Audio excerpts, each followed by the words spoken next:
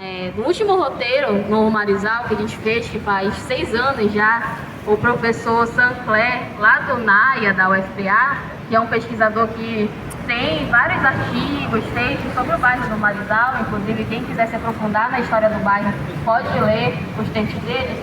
Ele coloca como esse processo de verticalização chegou também no bairro do Marizal. O que é importante a gente notar? Que esse processo de verticalização ele vai atingir principalmente onde? Aquela área ali no entorno do centro histórico, também vai chegar ali nos bairros de Nazaré e da Batista Campos, primeiramente, e depois, ali na década de 80, vai se expandir para o bairro do Reduto e do Marizal. Então a gente vai ver que um dos principais pontos para que esse processo de verticalização também aconteça por aqui, vai ser essa proximidade também do centro na época da cidade.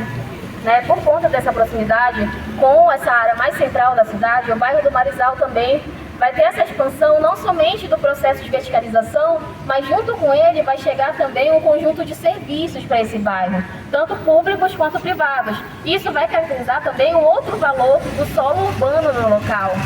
E ao mesmo tempo, o que a gente vai ver? A gente vai ver que esse processo de verticalização no bairro do Marizal, essa questão da construção de novos prédios, ela vai enfrentar desafios exatamente porque a questão do solo do local, ele não vai ser um solo tão propício para essas construções.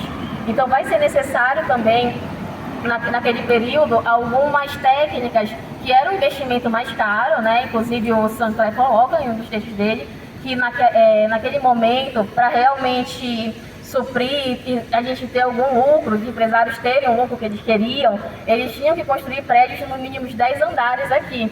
Exatamente porque cada andar do prédio era um apartamento diferente e tudo mais, então era um lucro maior. Mas porque por conta dessas questões físicas também, que apesar de ser um bairro que apresenta cotas mais altas, um relevo mais alto, terreno em alguns locais, que vão ser exatamente os locais onde esses prédios vão ser construídos por conta dessas amenidades socioespaciais, amenidades que a gente diz no sentido de ser locais que não são tão propícios para alagamentos, são locais também que vão resguardar uma rede de serviços, que vai ser muito importante, porque além da construção desses prédios, a gente vai ver tudo isso também envolvido aqui no bairro do Marizal. Além disso, a gente vai ver também naquele período que vai ter um investimento também imobiliário, tanto de bancos públicos, a própria Sudan vai colaborar com isso, para conseguir ter um investimento financeiro para que haja essas construções. E outra coisa importante também é a própria drenagem aqui no bairro, que vai ocorrer colaborando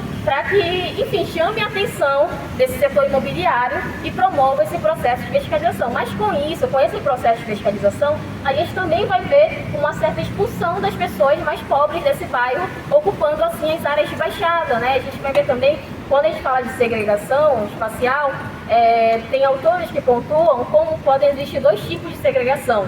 Uma, que é, por exemplo, uma autossegregação, quando a gente vê em bairros periféricos, por exemplo, condomínios fechados.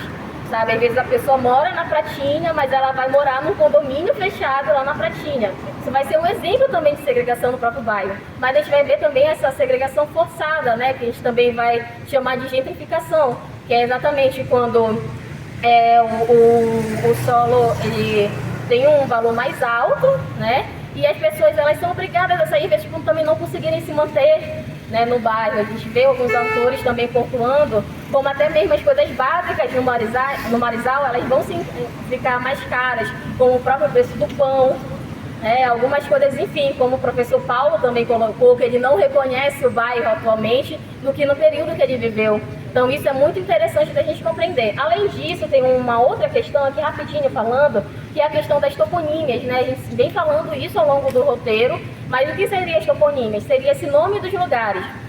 A Magali até me lembrou de falar que esses nomes dos lugares a gente vai ver umas mudanças ao longo dos tempos que podem representar tanto uma questão também de mudança de períodos de governo, mas pode representar também outras coisas. O que a gente vai ver aqui no conjunto dessas ruas, em algumas delas, como a Oliveira Bela, Diogo Moya, vão ser ruas que vão homenagear militares que estavam envolvidos ali naquele processo de pró-independência do Pará em 1823.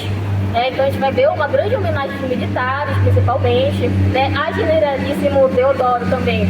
tem uma historiadora que pontua como esse nome Generalíssimo Deodoro só vai existir aqui em Belém. Generalíssimo foi um título honorífico que o Deodoro da Fonseca recebeu, Deodoro da Fonseca, que foi o proclamador também da República, né, o primeiro presidente desse período republicano. Ele vai receber esse título e exatamente Generalíssimo, né, vai identificar como realmente ele era um general, né, essa exaltação da pessoa.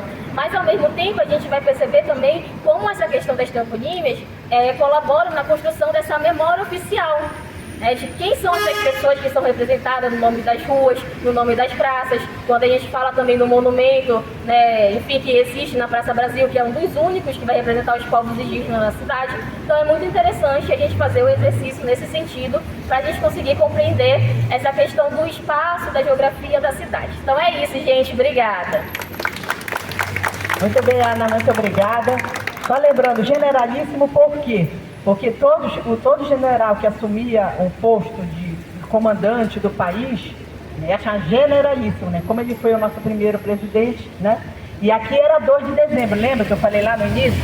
Que era a data de nascimento do Dom Pedro. Aí, e outra coisa que vocês podem observar, aqui passava o bonde também, tá? Na Belle Époque, aqui era o local do bonde. O bonde era das áreas privilegiadas, do centro, passava aqui.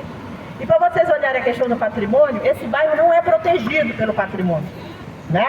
Então, essas figuras aqui, olha, algumas preservadas, outras estão para venda, outros são abandonados. Aí começa a cair toda a parte de dentro, é usado como estacionamento, né? Então não tem proteção. Então é muito fácil, como a gente vê aí durante qualquer hora, de noite para o dia, amanhece, tudo derrubam, porque não tem proteção, né? Então a gente tem que tomar cuidado, mas a gente pode pedir proteção individual. Qualquer cidadão pode ir no IFAM e fazer a solicitação da proteção individual. Ao contrário, né, que tem aqui a Santa Casa e outros prédios, né? Então observe nessa rua como ela tem ainda esses prédios desse período da Belle Époque e os prédios novos. Então a nossa próxima parada é lá no prédio da Paz, certo? Vamos lá então.